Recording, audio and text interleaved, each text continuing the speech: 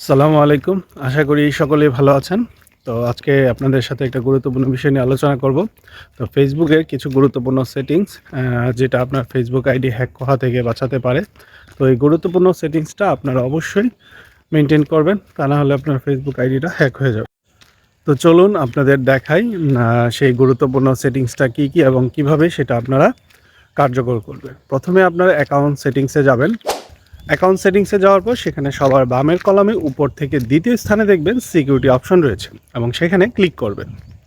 আর সেখানে দেখবেন log in approvals নামের একটা ফিচার রয়েছে এবং এই ফিচারটি আপনারা এনেবল করবেন। এরপর আপনার মোবাইল নাম্বারটি দিয়ে ফিচারটি এনেবল করবেন। এখন থেকে আপনার ফেসবুক অ্যাকাউন্টে লগ ইন করতে হলে ইমেল পাসওয়ার্ড দিয়ে লগ ইন করলে আপনার মোবাইলে একটা মেসেজ আসবে। সেই মেসেজে একটা কোড থাকবে এবং সেটা দিয়ে লগ ইন করতে হবে।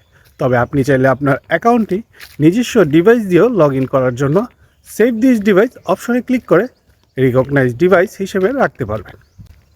পরবর্তীতে এইসব ডিভাইস থেকে লগ ইন করতে হলে মোবাইলের কোড ব্যবহার করা লাগবে না।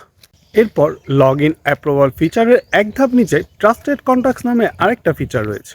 আপনার বিশ্বস্ত ফেসবুক বন্ধুদের এই ফিচারের আওতায় এনে ট্রাস্টেড কন্ট্যাক্টস হিসেবে চিহ্নিত করতে পারেন।